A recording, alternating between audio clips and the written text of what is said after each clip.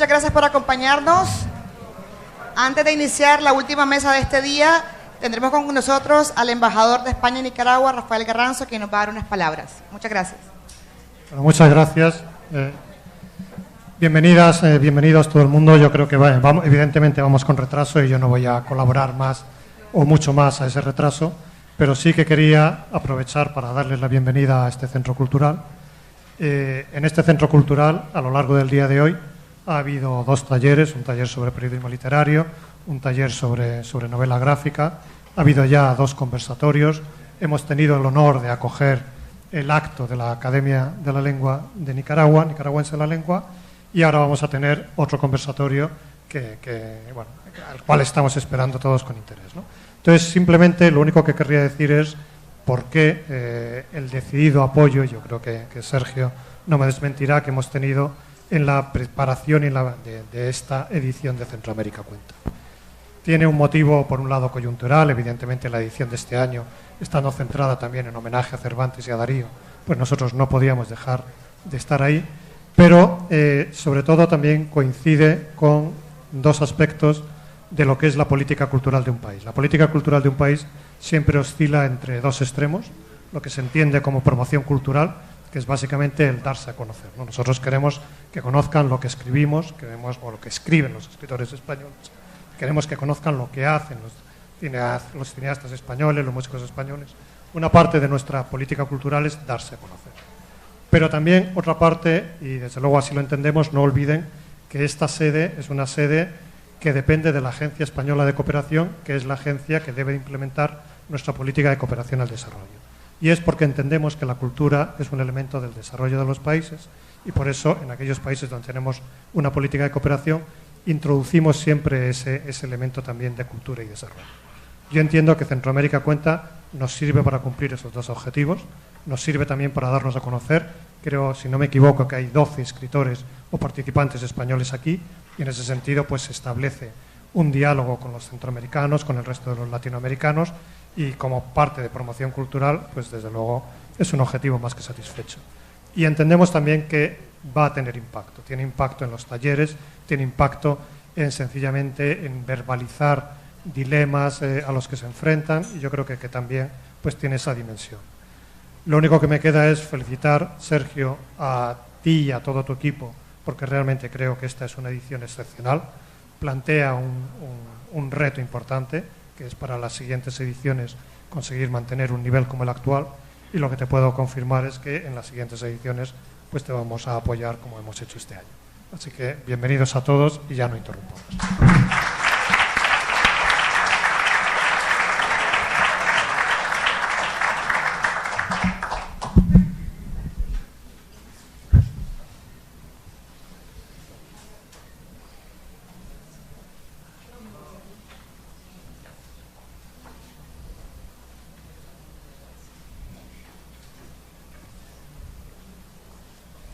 Buenas noches. Vamos a dar comienzo a este conversatorio que lleva por título Novela histórica con una interrogante: género de pasado o género de futuro.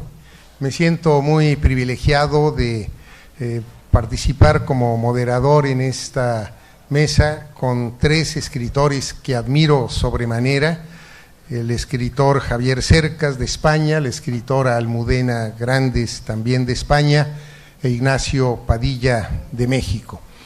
Alrededor del año 50 del siglo pasado se publicaron algunas novelas de carácter histórico que ampliaron las escalas y las categorías de la realidad, es decir, que no se limitaron a narrar lo que los seres humanos hacían, decían o pensaban, sino que también incorporaron lo que soñaban, lo que recordaban, aquello en lo que creían, lo que anhelaban.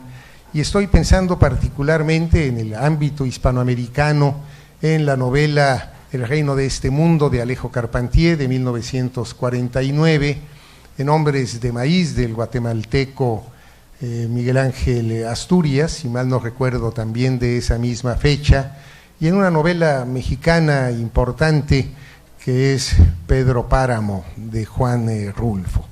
Esta amplitud de las escalas y categorías de la realidad que le dio una dimensión distinta, más amplia a la literatura realista, sirvió de fundamento, pienso yo, a la exacerbación de la imaginación en escritores como Gabriel García Márquez en Cien años de soledad, que dio cuenta total de nuestras cosmogonías latinoamericanas, casi con una dimensión bíblica desde el Génesis hasta el Apocalipsis, y esta imaginación que después dio como resultado una serie de novelas que caminaron por los senderos cada vez más pavimentados del realismo mágico, finalmente creo que se ha detenido un poco y que lo que importa en la actualidad en la novela histórica es quizás volver a la documentación más fidedigna sin traicionar por ello la imaginación. Yo quisiera preguntarles a quienes participan en esta mesa de entrada, ¿qué es lo que piensan sobre la novela histórica? Yo creo que hay un auge de la novela histórica en nuestro tiempo, y cuáles son las fronteras entre la ficción y la no ficción, entre el testimonio documental que sirve de base para la creación literaria y la imaginación sin la cual la novela simple y sencillamente no existiría. Empezaría por Javier, para ir en el riguroso orden alfabético. Javier, por favor. Buenas tardes. Yo lo primero... No, funciona. Yo, lo primero que quizá tendría que decir es que yo no me siento muy cómodo con la etiqueta de novela histórica para los libros que escribo. Bueno, en realidad es un poco un eufemismo, ¿no? La verdad es que cuando oigo decir a alguien que mis novelas son novelas históricas, lo que me entran en ganas de cortarle la cabeza. Pero es como... es la verdad. Pero es como... supongo que es un prejuicio. Es decir, porque... claro, si Pedro Páramo es una novela histórica, entonces ya se me quitan las ganas de cortarle la cabeza a quien lo dice. Pero la idea esta que un poco tenemos, seguramente absurda, es asociar la novela histórica a un género que pretende la reconstrucción del pasado, de un pasado más o menos exótico, interesante, etcétera, por sí mismo, ¿no? Por su propio interés, por su... A veces incluso para algunos lectores es como una especie de sustituto de la historia o algo así, ¿no? Y claro, a mí eso me incomoda mucho porque a mí me interesa el pasado. Por supuesto, me puede interesar leer a Gibbon, ¿no? Y sobre Roma o lo que sea, por sí mismo, pero como escritor me interesa el pasado en la medida en que es presente. Es decir, me interesa el pasado en la medida en que es una dimensión del presente. Lo diré más hablo por mí mismo simplemente. Yo, digamos, hasta que tenía 39, 40 años, en mis libros la historia no aparecía en absoluto o aparecía de una manera muy anecdótica. Y cuando tenía 39 años escribí una novela que se titulaba Soldados de Salamina, donde aparece la historia, efectivamente. Pero aparece la historia de una manera muy peculiar. Y eso, digamos que cambió mi relación con la historia. Aparece de una manera peculiar. Para empezar esa novela, la mayor parte de la novela transcurre en el presente, aunque es verdad que alude a la novela, a la Guerra Civil Española.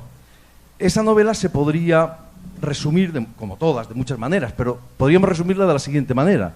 Podríamos decir que es la historia de un tipo de mi generación, en aquel momento estamos hablando del año 2001, de mi generación, que es la de Almudena, nuestra generación, y la de Nacho, pero digo Almudena porque es española también. Un tipo para el que la Guerra Civil era una cosa del pasado. Esta era un poco nuestra visión, la visión que tiene el protagonista de la novela, y creo que era una visión bastante generalizada en nuestra generación. La Guerra Civil es una cosa del pasado, es una cosa que no nos atañe, es una cosa además horrible, ¿verdad? Porque una España contra otra España con toda la brutalidad de que es capaz un pueblo de cabreros, dice un poeta español, ¿no? Una cosa horrible, una cosa fratricida, además sobre la que había toneladas de novelas y películas y tal, y estábamos como hartos de esto, y ya no queríamos saber nada, y esto era además un tema agotado y tal. Nosotros queríamos ser modernos, posmodernos, Almodóvar, bla, bla, bla, yo qué sé, ¿no? Ya no queríamos saber nada de esa historia de de guerras civiles, de golpes de Estado y todas estas cosas. Queríamos ser normales, ¿no? Por así decir.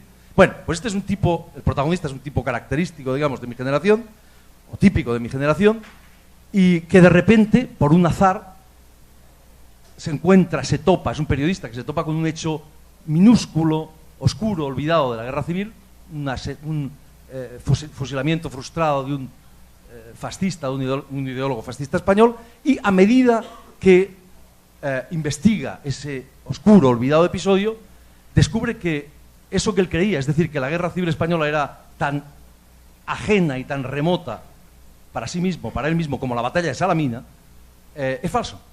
Y que ese presente, ese pasado, que él creía pasado, forma parte del presente. Es decir, como dice Faulkner, dice, el pasado no ha muerto, ni siquiera es pasado.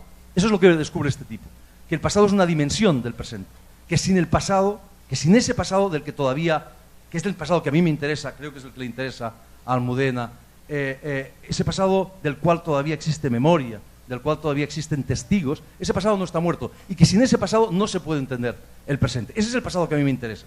Y a partir de ese momento, mis libros, creo que casi todos mis libros hablan de ese, digamos, presente ensanchado, ese presente amplio que incluye el pasado. Entonces, es ese diálogo el que a mí me interesa, el diálogo entre el presente y el pasado.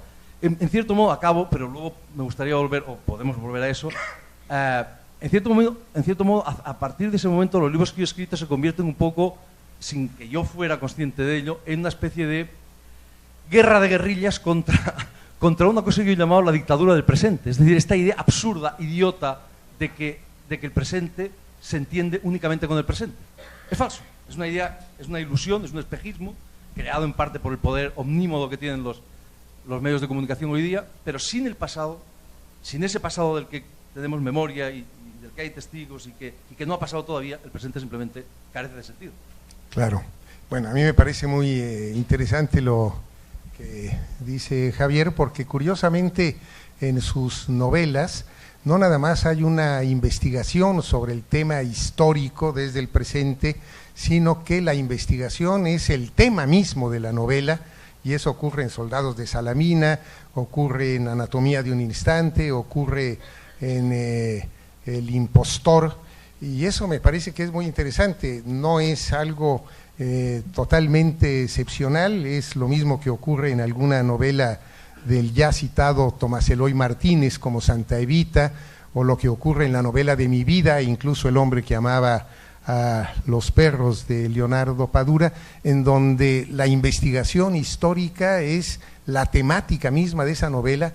Pero a mí lo que me parece verdaderamente portentoso de tu literatura es que el proceso de investigación de alguna manera modifica la concepción que el narrador en un principio tenía de ese pasado. Y esa capacidad transformadora de la narrativa creo que es una aportación verdaderamente extraordinaria, porque efectivamente hay una mirada reconstructiva del pasado que nos da un pasado distinto al pasado que teníamos en un principio. Almudena que, bueno, durante toda su vida ha reiterado estas edades de Lulú. Esto me parece que es muy importante. Ya desde su primera novela está el sentido del tiempo, las edades de Lulú, y luego, bueno, toda la saga que ha desarrollado con respecto también a la guerra civil, que es uno de los temas que le interesa a Javier Cercas. Almudena, por favor. No sé si me funciona esto. No funciona, ¿verdad? Ah, ¿funciona? Bien. Mira, yo, para empezar, tampoco estoy muy convencida de lo que es la novela histórica, ¿eh? Yo siempre, cada vez que me hablan de novela histórica, recuerdo que la primera vez que yo firmé en una feria del libro, que fue en la Feria del Libro de Valencia, estaba yo allí mirando pasar a la gente y se acercó una señora y le dijo al librero, había una pila de biografías de reinas. Y llegó una señora y le dijo al librero, ¿y más libros de reinas no tiene? O sea, que las biografías de reinas ya eran un género, ¿no? Yo no sé muy bien qué es la novela histórica, eso sería objeto de otra mesa, ¿no? Digamos que yo creo que mis novelas no tienen nada que ver con Yo, Claudio, que es un poco la idea de lo que era la novela histórica cuando empezamos a leer, ¿no? Bueno, quizá porque, para empezar, en mis novelas los grandes personajes de la historia son figurantes. O sea, yo escribo novelas sobre hechos reales, pero quienes cuentan la historia son personajes de ficción que además representan a la gente corriente, ¿no? Y los grandes personajes de la historia, no reinas, porque en mi época no hay reinas, pero vamos, los presidentes, los generales, actúan, hacen como cameos, ¿no? Es un modelo muy antiguo, parece muy moderno, pero es otro tema del que podríamos hablar, sobre la presunta modernidad de algunos formatos, pero el origen de esta forma de contar, de novelar sobre hechos reales, está en los episodios nacionales de Benito Pérez Galdós, que tienen un siglo y medio, ¿no? Y ya Galdós formuló en español una manera de contar, de hacer ficción sobre hechos reales y de contar de una forma determinada que luego Max Aub utilizó para contar la guerra civil en El laberinto mágico, desde el exilio mexicano, en 6 novelas.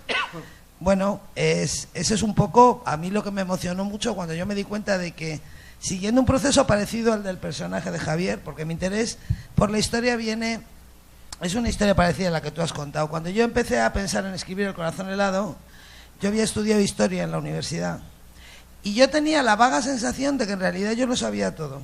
O sea, que con lo que yo sabía podía escribir la novela perfectamente, ¿no?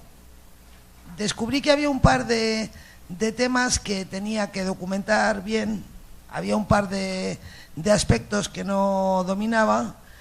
Dije, me voy a leer un par de libros para refrescarme mi sabiduría. Y entonces descubrí que no tenía ni idea.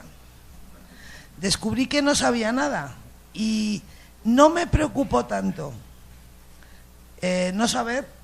Lo que me preocupó a mí en realidad fue cómo era posible que yo, sin saber nada, tuviera la idea de que lo sabía todo.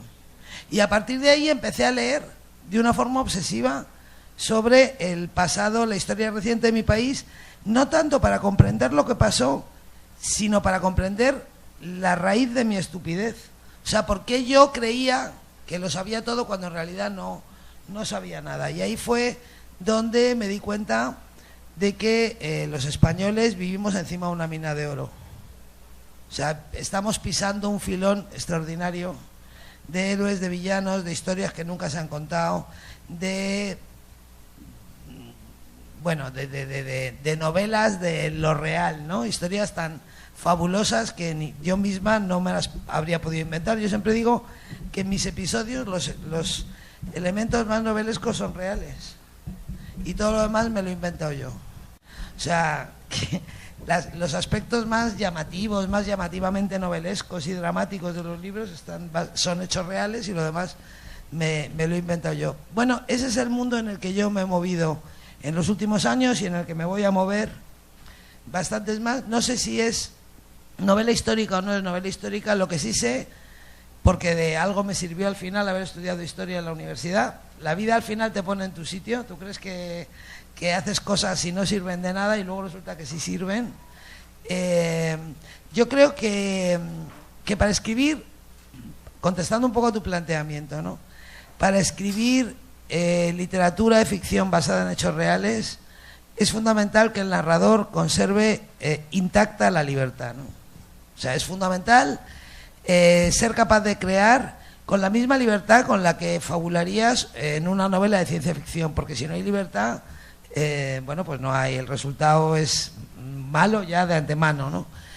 Pero es fundamental mantener un equilibrio entre la libertad y la lealtad al hecho histórico. Y yo no digo fidelidad porque a mí me parece que es absurdo. Si el 2 de mayo de 1808 llovía y tú describes que ese día hacía un sol radiante, es completamente irrelevante y no estás traicionando nada.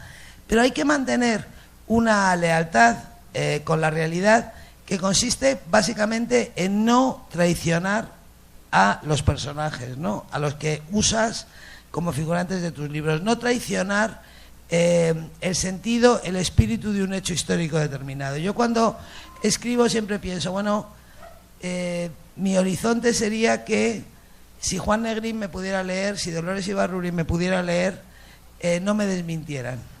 esa es mi obsesión y por ahí es por donde intento ir. Yo creo que un historiador y un novelista son como dos coches que se cruzan a la misma velocidad en direcciones contrarias por la misma carretera. Un historiador es alguien que tiene que documentar de cabo a rabo una historia que tiene que ser verdad aunque parezca mentira, y un novelista es alguien que se inventa de cabo a rabo una historia que es mentira pero tiene que parecer verdad, porque la norma de la historia es la verdad, la norma de la ficción es la verosimilitud, y lo que hace tan fascinante para mí el proceso de escribir sobre lo que estoy escribiendo es ese juego de equilibrios constante entre la libertad, la lealtad, la verosimilitud, la verdad. Es Sí, yo creo que ya se ha tocado o se ha planteado otra temática que ojalá nos dé tiempo de desarrollar un poco, de diferenciación entre la historiografía y la novela histórica, porque tampoco es cierto que la historiografía sea nada más la acumulación de una serie de datos, implica la interpretación de esos datos e implica el discurso de esos datos, y en ese sentido la imaginación también cuenta de manera significativa. No puedes ser historiador sin tener imaginación. Claro. Lo que ocurre es que cuando llegas a una laguna de documentación, el historiador se puede parar y nosotros podemos rellenar esa laguna con ficción, claro, y pasar al otro lado. Sí, claro. Decía don Edmundo O'Gorman, este gran historiador mexicano, que el oficio del historiador no es otro que iluminar con la imaginación los hechos oscuros del pasado, ¿no? Es decir, también en la historiografía hay creatividad, hay imaginación necesaria, y dónde están las fronteras, bueno, es algo que resulta interesante, porque también hay creatividad en el historiador y también hay imaginación. Algo que decía O'Gorman es que no le parecía del todo descabellada esta idea de que generalmente en la historiografía los que desempeñaron un papel protagónico en la historia conservan su protagonismo, mientras que en la novela histórica los personajes protagonistas de la historia se vuelven personajes secundarios, mientras que los personajes que no tuvieron ningún papel en la historia cobran este protagonismo, ¿no? Vamos a oír a don Ignacio Padilla, que yo no sé si pueda ser considerado él mismo, a sí mismo se pueda considerar como novelista histórico, ha escrito novelas de carácter histórico, pero que no se ubican en una geografía específica. Pienso particularmente en Anfitrión, que se ubica como las novelas del dictador antes de la fiesta del chivo, que eran ubicuas, que representaban a muchos personajes al mismo tiempo. Esta novela se ubica en alguno de los países o en todos los países de atrás de la cortina de hierro del entonces, cuando todavía existía el muro de Berlín.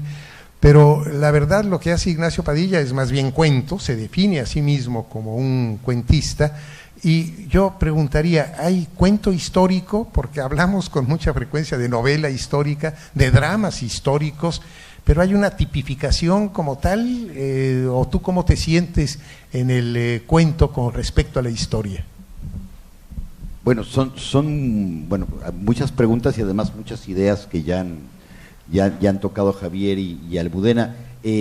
Primero, creo que la palabra que utilizó Almudena y que además confirma mucho lo que decía O'Gorman y que yo utilizo es la de rellenar, digamos, y es la ficción rellena los huecos que va dejando la historia. En mi caso no había pensado sobre mis novelas como históricas, que me sorprendió estar en esta mesa. Y luego dije, claro, sí es cierto, yo escribo novelas históricas, no investigo, pero hago que sea verosímilmente parezca que investigo. En el caso concreto de Anfitrión, alguna vez presenté la edición en Viena, en Austria, donde ocurre una buena parte de esa novela, y alguien protestó y con toda razón dijo, oiga, pero esa Viena de la que usted está hablando de 1913 no era así. Le dije, no, es que yo no investigué, nunca había estado en Viena. Los datos históricos para construir Anfitrión venían de otras novelas, de autores austriacos que sí habían vivido aquella Viena. Y yo procuro, para escribir las pocas novelas que he escrito, como cuentista que soy, yo procuro investigar lo menos posible para tener la mayor libertad de creación. Digamos, hacer una investigación rigurosa limitaría esa imaginación que necesito para completar, ¿no? No creas, Bueno, no lo sé, pero digamos, es por cómo he estudiado, soy mi propio conejillo de Indias y sé que así funciona. Entonces parece que están muy investigadas, pero nada de lo que viene en esas novelas es cierto, ¿no? Y sí, soy cuentista, y ayer se mencionaba en la mesa donde estabas, Gonzalo, con Roncayolo y con Javier, siempre he defendido la teoría de que la novela, y lo mencionabas, de la suciedad, la impureza de la novela, que la hace muy cercana a la realidad, digamos. Por eso es que la novela es un género muy para el realismo, y el cuento es una quijotada con esta idea de la ambición de la pureza imposible. Por eso está vinculada más con la imaginación, con la ciencia ficción, con la cuestión fantástica. Entonces, si hay un vínculo entre este género impuro, sucio, tropezón, que es el Quijote, que era un cuento que se convirtió, que le creció, se le salió de madre a Cervantes, y ya no sabía qué hacer con su novelita ejemplar, y le nace la novela moderna, pero es tosca, es brutal y es sucia, es cochina, porque la realidad es cochina. El cuento, como es tan ambicioso, quijotesco, neurótico y demás, no creo que permita esa historicidad, y por eso lo fantástico está también más vinculado con el cuento y el realismo, y la novela histórica sí surge, creo, en la novela histórica, sí surge el género como tal, y el cuento como que no lo permite. De una manera muy reduccionista, si acaso, digamos, me he enfrentado con la pregunta de qué es la novela histórica, y esto no como autor al que le nacen historias, o como cuentista que escribe novelas para descansar entre un cuento y otro, se lo decía, es lo que dice Piglia y es lo que yo hago. La novela histórica yo considero que es aquella, y todo es una definición que depende de la existencia en la tierra del autor. Si el autor está hablando de un momento que él o ella no vivieron, en cuyo caso la novela histórica sería Guerra y Paz, por excelencia, porque Tolstoy no vivió los acontecimientos históricos de los que habla en Guerra y Paz. Él era la generación posterior. Víctor Hugo, Nuestra Señora de París es una novela histórica, pero no es Los Miserables, porque Víctor Hugo sí vivió las rebeliones de 1830. Entonces, yo creo que un poco depende de eso, y esto es una cuestión reduccionista, insisto, pero creo que interesa para lo que considero que es novela histórica, porque me parece que debe tener, o tiene más que ver, no con la memoria, sino con el olvido, que es un tema, bueno, este encuentro trata del tema de la memoria, pero ha omitido no es la parte opuesta, no es la carencia, sino es la otra parte del ejercicio de la memoria, que es importantísima, que es el olvido.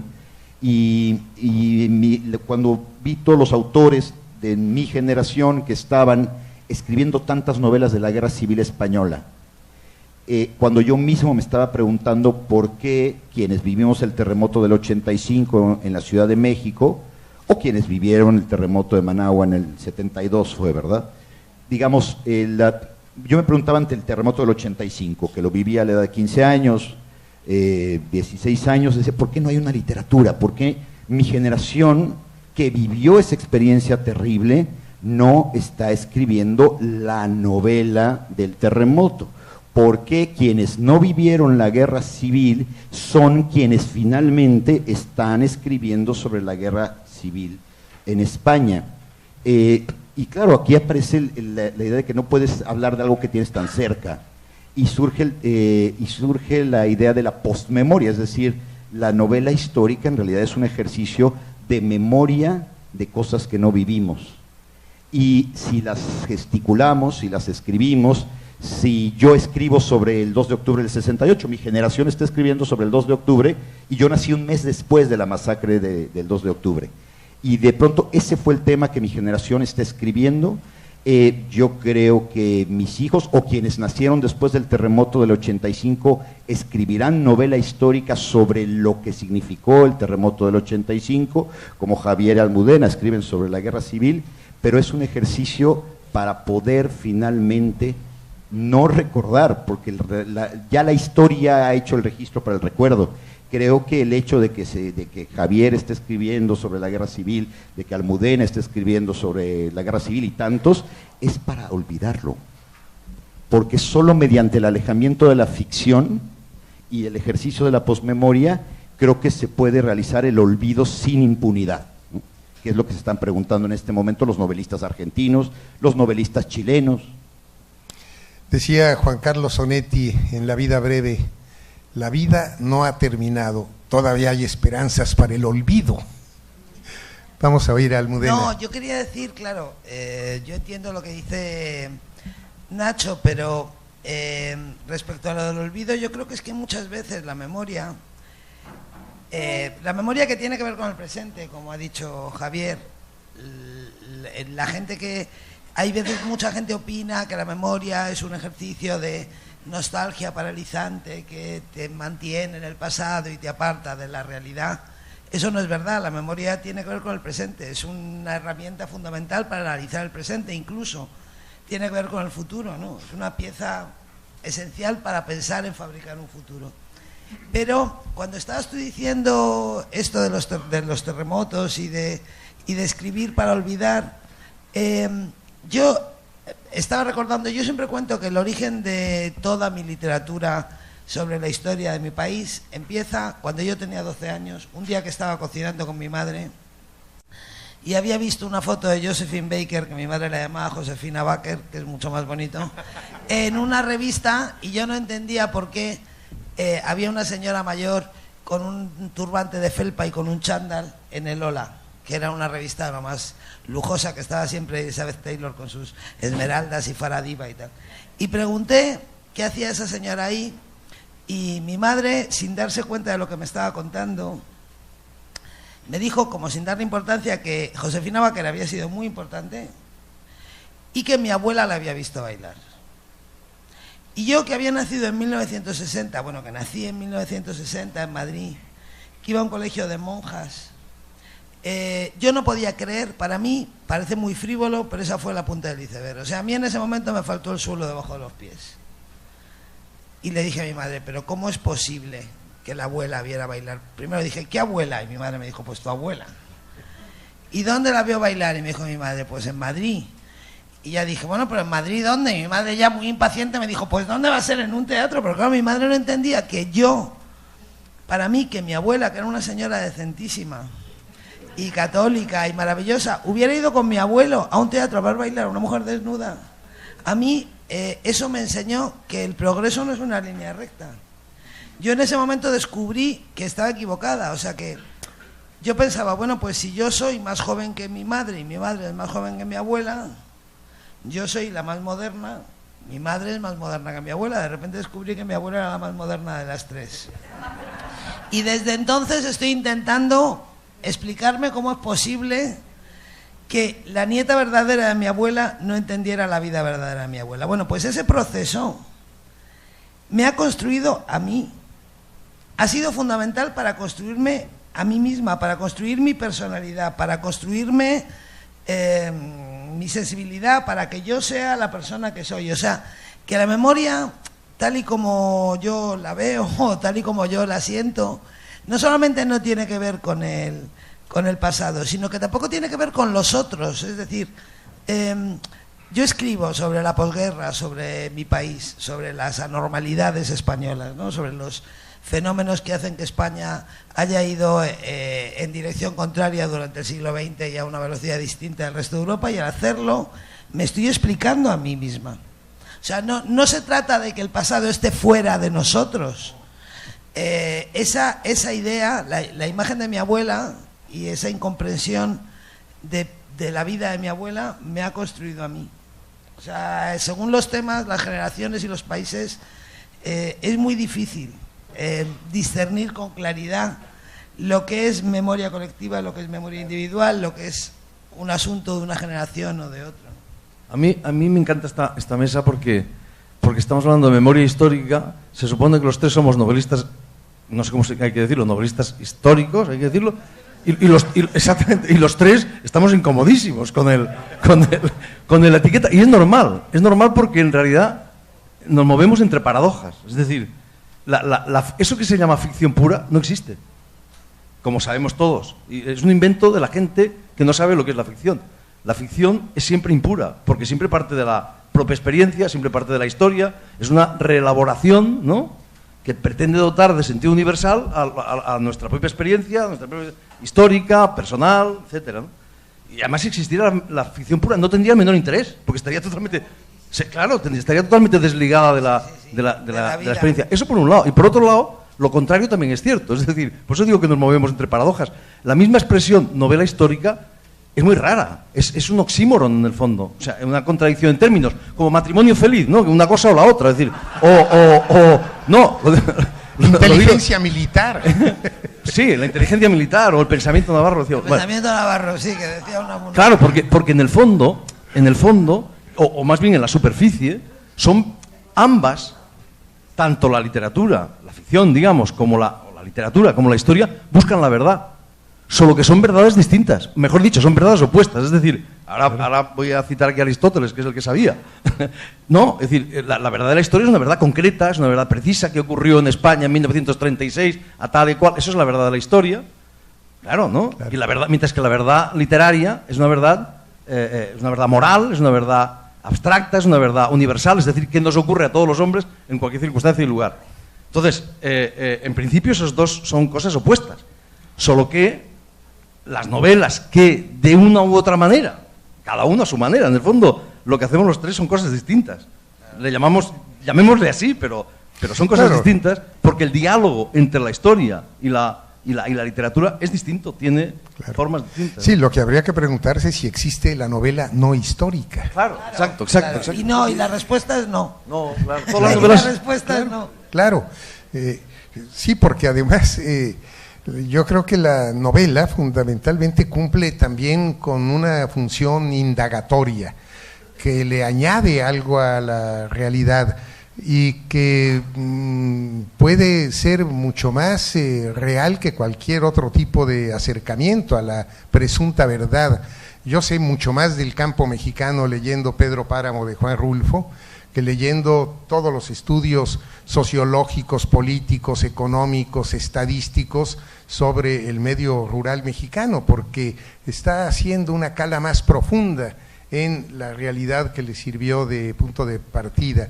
Yo quisiera, ya que estamos celebrando en este encuentro los 400 años, conmemorando los 400 años de la muerte de Cervantes y los 100 de Rubén Darío, en esta letanía que se publica en el programa, donde creo que Darío dice algo fundamental que a lo mejor podría abrir boca para una última ronda, porque él dice del Quijote contra la mentira, pero también dice inmediatamente después contra la verdad, y esto me parece que es importantísimo, contra la mentira, pero también contra la verdad oficial o la verdad disimulada o la verdad parcial, etcétera. A mí me gustaría que un poco en esta última ronda pudiéramos hablar de esta frase de contra la mentira, contra la verdad, en relación con la novela presuntamente histórica, que es una etiqueta que estoy completamente de acuerdo, no sirve más que para tener pretexto de conversar, ¿no? Nacho, tú que eres un cervantista. Bueno, en realidad, lector devoto de Cervantes, ¿no? Y muchas de las cosas que se dijeron ayer, desde luego me parecen además interesantísimas. Verdad y mentira, y desde luego nos conduce a algo que es la gran explicación a nuestra actividad, que es la verdad de las mentiras, que ya es aristotélico. Cervantes estaba obsesionado, y ayer se mencionó que él criticaba, en realidad adoraba las novelas de caballerías, pero lo que le incomodaba era la falta de verosimilitud de esas cosas, estos objetos, estas obras, estos seres que creamos que hablan de la verdad de las mentiras. Y yo creo que el concepto de la verdad de las mentiras y de verosimilitud que mencionaba ya Almudena es lo que mejor encaja para explicar esta entelequia oximorónica que es la novela histórica. Creo que nos encargamos de reproducir espejos cóncavos, y que esos espejos cóncavos son monstruosos, nos muestran, ¿no? De ahí la etimología de monstruo es que nos muestra, y que la novela se convierte en eso, en un espejo deformante en el que finalmente está nuestro Dorian Gray, y es la historia que ha sido registrada y que supuestamente registrada con verdad. La novela o la ficción con la verdad de las mentiras te dice no, no es cierto, y la verdad de las mentiras es lo que necesitas ver en tu presente para resolver. Estaba pensando en Noticias del Imperio, nuestra gran novela histórica, que es además de una modernidad, que finalmente resuelve, creo yo, al menos para México, lo que la historiografía sobre el imperio de Maximiliano no había sabido resolver. Y pensaba también en la polémica que está vigente, tiene que ver más con cine que con literatura, pero creo que funciona. Hay dos maneras, dos posturas dentro de la comunidad, particularmente dentro de la comunidad judía, sobre cómo recordar el Holocausto. Y supongo que también habrá eso en el recuerdo de los desaparecidos en Argentina o de la Guerra Civil. Unos, que es el caso que encabeza Steven Spielberg, por ejemplo, ¿no? Que hay que registrar con absoluta minucia e insistencia casi documental la verdad de lo que ocurrió con la Shoah, con el Holocausto. La otra postura que representa un poquito Roberto Benigni con la película La vida es bella, que es, tenemos que tratar el tema, tenemos que verbalizarlo a través de la ficción, hacerlo grotesco, juguetearlo, digerirlo, para poder finalmente que la humanidad y la propia comunidad judía logren seguir adelante, ¿no? Como que resolverlo, como también cómo tratar Chernobyl a través de la novela o a través del documental, ¿no? Esto en los rusos contemporáneos.